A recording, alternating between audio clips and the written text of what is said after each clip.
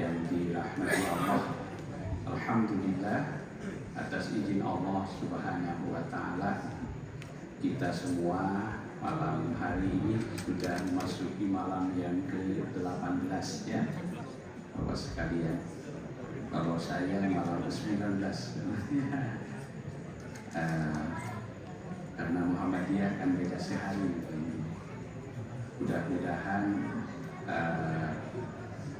kapanpun kita memulainya, semoga amal ibadah kita diterima Allah Subhanahu wa Ta'ala. Salawat dan salam semoga senantiasa Allah curahkan kepada panutan agung junjungan alam Rasulullah Sallallahu Alaihi Wasallam beserta keluarga dan para sahabatnya. Jamaah sekalian yang dirahmati Allah, salah satu inspirasi Ramadan itu diantaranya adalah disebut sebagai Syahrul Quran, bulan Al-Quran. Mengapa? Karena sebagaimana dinyatakan di dalam kitab suci Al-Quran bahwa kitab suci Al-Quran itu pertama kali diturunkan pada bulan Ramadan. Syahrul Ramadan alladzi unzila fihi Al-Quran. Bulan Ramadan adalah bulan di mana Allah menurunkan kitab suci Al-Quran. Dalam penjelasan para ulama, khususnya ulama ulumul Quran, yang dimaksud nuzulul Quran dalam ayat ini adalah pertama kali Allah menurunkannya Al-Quran dari Baitul Izzah ke langit dunia.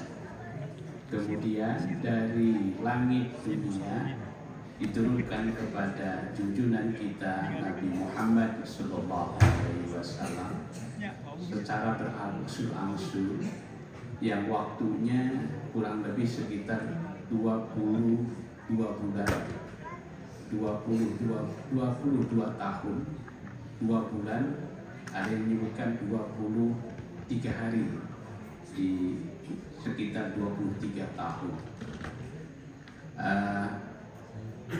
Jadi lalu yang pertama kali turun pada malam di bulan Ramadan itu, sebagaimana kita ketahui, yaitu 5 ayat dari surat Al-Alaq.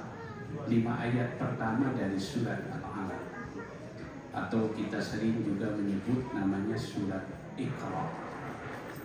Jamaah sekalian, kemudian peristiwa ini memang sangat menginspirasi.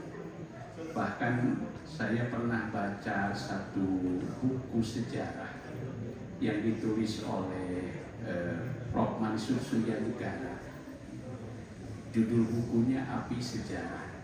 Di situ beliau menulis satu kalimat bahwa kira-kira kurang lebih 2 atau 3 hari sesudah Bung Karno menyatakan proklamasi kemerdekaan negara kita, ada seorang wartawan namanya Cindy Adam, wartawan dari Washington Post. Ia bertanya kepada Bung Karno perihal makna, salah satu makna dibalik dipilihnya proklamasi negara kita tanggal 17 Agustus. Lalu kata Bung Karno, salah satu hikmahnya adalah karena Al-Quran pertama kali diturunkan pada malam 17 Ramadan. Walaupun keterangan ini agak diperdebatkan di kalangan para ulama, tetapi paling tidak pendapat ini mendapatkan dukungan yang cukup besar. Di antaranya pendapat ini dipertahankan oleh seorang pakar ulumul Quran namanya Dr. Abdul Azim Az-Zarqani.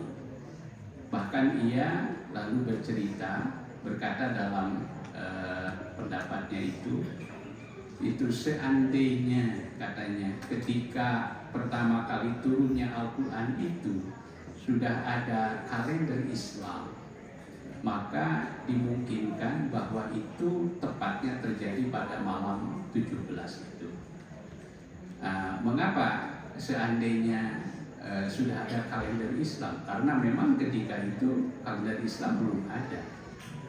Kalender Islam itu kan baru disusun itu pada masa Khalifah kedua, Khalifah Umar bin Khattab radhiyallahu anhu. Jadi kalau dibentangkan, ya ditarik ke belakang, nah kira-kira peristiwa itu diperkirakan bertepatan dengan tanggal 17 Ramadan. Namun demikian, pendapatnya ini lalu diperkuat dengan dalil, yaitu terdapat dalam surat Al-Anfal ayat 41.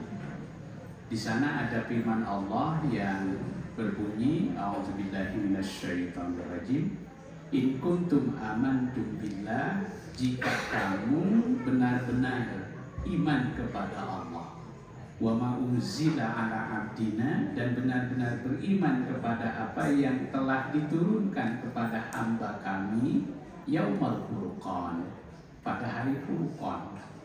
Hari Furqan itu adalah hari yang membedakan mana yang hak, mana yang batil, mana yang benar, mana yang salah. Nah, hari Furqan itu yaitu peristiwa di mana terjadinya pertemuan dua pasukan yang membela yang hak, ya, dan satu pasukan yang mempertahankan kebatilan. Itulah pertemuan ini terjadi yaitu dalam sebuah peristiwa yang dalam sejarah disebut namanya Perang Badar. Perang Badar itu ketika itu sudah ada perhitungan tahun walaupun belum dirumuskan, yaitu tahun kedua Hijriah, dan tepatnya tahun kedua Hijriah yaitu tanggal 17 Ramadan. Itulah salah satu pendapatnya mengapa ada keyakinan seperti itu.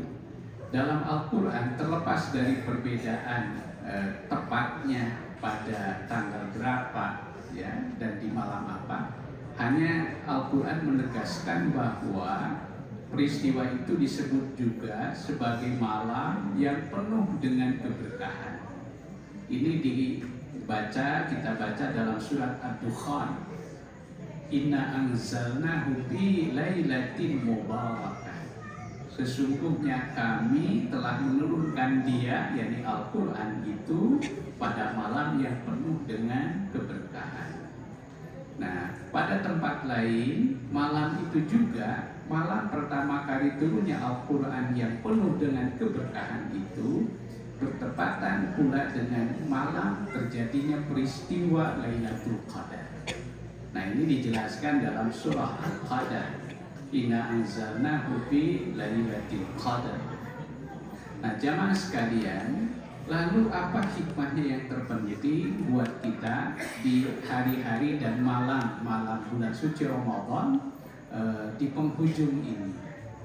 Kalau dalam tuntunan amalan, mohon maaf saya sampaikan ini, tuntunan amalan di lingkungan kami, di lingkungan Muhammadiyah, itu ada yang disebut namanya Fadlul Birri wal Ihsan fi Ramadan.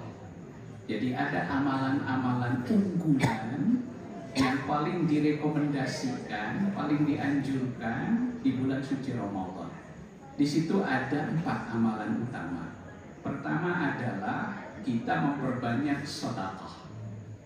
Baik sedekah dalam arti sedekah wajib maupun sedekah sunnah. Termasuk sedekah wajib yaitu zakat, baik zakat harta maupun zakat fitrah. Ini sedekah wajib. Memang Al-Quran di beberapa tempat menyebut zakat itu, baik zakat harta maupun zakat fitrah, itu disebut dengan kata kuncinya sedekah. Kita bisa lihat misalnya dalam surah At-Taubah ayat 103. Khudh min amwalihim sadaqatan. Ambillah sebahagian dari harta mereka itu sebagai sedekahnya. Ini sedekah wajib. Yang dimaksud dalam bahasa fikih adalah zakat. Demikian juga dalam surah At-Taubah ayat 60 yang menjelaskan tentang 8 golongan yang berhak menerima manfaat dari zakat. Innamas shadaqatu lil fuqara. Nah, di situ kembali disebutkan sedekah. Nah, Al-Qaradawi mengurai agak mendalam mengapa ibadah harta wajib disebut sedekah. Karena sedekah itu sendiri itu semula berasal dari kata sidqun. Sedekah itu dari kata sedekah. Sedekah yasduqu sidqan. Dan dari situlah kata sidik terlahir. Nah, sedekah itu sesungguhnya menjadi bukti yang paling otentik, kata Al-Qaradawi, sebagai wujud keseriusan kita dalam beriman. Jadi bukti apakah kita serius atau tidak keimanan kita itu dibuktikan dengan kerelaan hati kita untuk bersedekah. Bahkan sedekahnya seorang mukmin sejati bukan hanya sedekah biasa. Ketika dia memberi sesuatu itu tidak memberi sesuatu yang sifatnya asal-asalan. Bahkan seorang muslim sejati itu memberi sedekah itu yang terbaik, yang dia sendiri masih sangat mencintainya.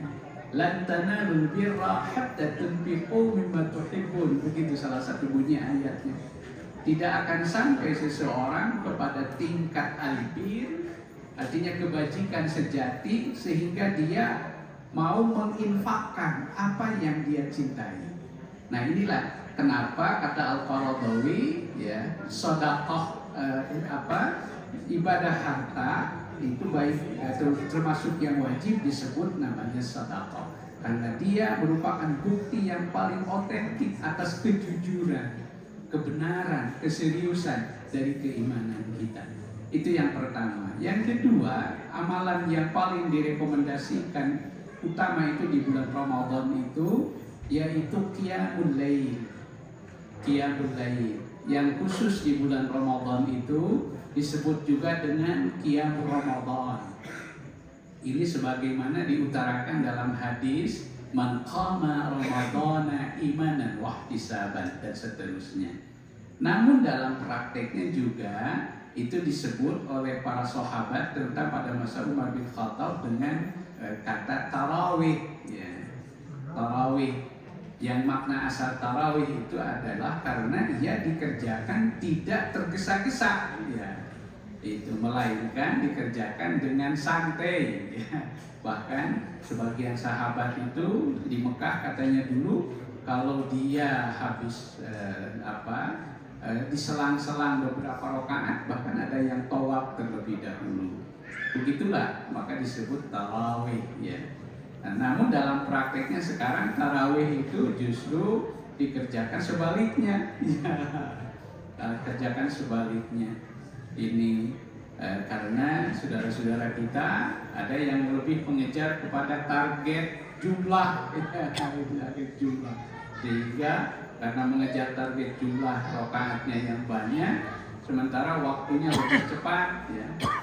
Saya 2 malam yang lalu itu berkesempatan tarawih di satu jamaah yang tarawihnya 23 rakaat ya. Saya didaulat pertama jadi imam itu, wah imam saya lambat itu akhirnya saya hanya bertahan 8 rakaat. Nah, selanjutnya mangga terakhir dengan yang lebih cepat dari imam mereka gitu. Nah, jadi jamaah sekalian, terlepas dari perbedaan jumlah rakaat tadi, yang jelas Rasulullah SAW mencanangkan bahwa ibadah sholat sunnah di bulan Ramadan ini dijadikannya sebagai ibadah tatawwu. Artinya ibadah yang dibiasakan, dibudayakan. Oke, itu saya kira yang kedua. Kemudian yang ketiga, jemaah sekalian, yang harus kita lebih optimalkan di penghujung Ramadan ini yaitu tadarus Al-Quran, tilawah dan tadarus Al-Quran. Nah, ini tentu saja kita memerlukan lebih optimal lagi ya, khususnya di akhir-akhir Ramadan ini, dan semoga saya sendiri berharap ya secara pribadi di tengah kesibukan yang luar biasa, saya dengan tanggung jawab yang sangat besar saat ini, tapi saya tetap berharap ingin berusaha menghatamkan Al-Quran. Nah, jadi tilawah dan tadarus Al-Quran. Nah, ini bahkan kalau kita baca dalam beberapa hadis riwayat Muslim, kita betul-betul sangat ngiri dengan tadarus Rasulullah SAW di bulan Ramadan, karena beliau itu dalam riwayat itu banyak riwayat hadis di bulan Ramadan itu tadarusnya bukan hanya dengan sesama kaum muslimin, para sahabat, tapi didampingi secara intensif oleh malaikat Jibril alaihissalam. Tadarus bersama malaikat Jibril, masya Allah. Yang terakhir, jangan sekalian, ibadah unggulan yang dianjurkan adalah iktikaf. Iktikaf, nah ini sebagaimana dituntunkan langsung oleh Allah dalam Al-Baqarah 187 yang tadi saya baca. Wala tubashiruhunna wa antum aakifuna fil masajid. Janganlah kamu mencampuri mereka, istri-istrimu di 10 hari terakhir ini, sedangkan kamu saat itu sedang beriktikaf di dalam masjid.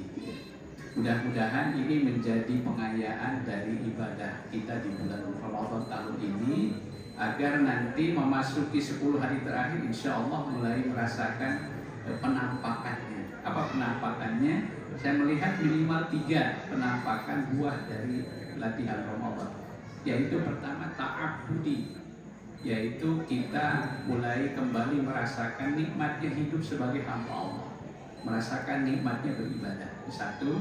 Yang kedua, itu kita juga berharap mulai merasakan bagaimana hidup kita berada dalam kesucian, tazkiyah. Qad aflaha man tazakka. Karena hakikat kenikmatan hidup itu ada pada kesucian. Kemudian yang terakhir, yaitu penampakan buah dari Ramadan itu hadirnya kembali jiwa-jiwa yang rahmat, dipenuhi dengan rahmat Allah, baik dalam hubungan kita berhablum minallah maupun dalam hubungan kita dengan sesama manusia, bahkan dengan lingkungan alam di sekitar kita. Mudah-mudahan amal ibadah kita sekalian diterima Allah Subhanahu wa taala, diampuni atas dosa-dosa dan kehilapan kita. Rabbana innana sami'na munadiyan yunadi lil iman an aminu bi rabbikum fa amanna rabbana faghfir lana dzunubana wa kaffir 'anna sayyi'atina wa tawaffana ma'al abrar. Rabbana taqabbal minna innaka antas samiul 'alim wa tub 'alaina innaka antat tawwabur rahim. Rabbana atina fid dunya hasanah wa fil akhirati hasanah wa qina adzabannar. Walhamdulillah sallallahu ala Muhammad wa ala alihi wasallam. Walhamdulillahi rabbil alamin. Nasrun minallah wa fathun qarib wa basyiril mu'minin. Assalamualaikum warahmatullahi wabarakatuh.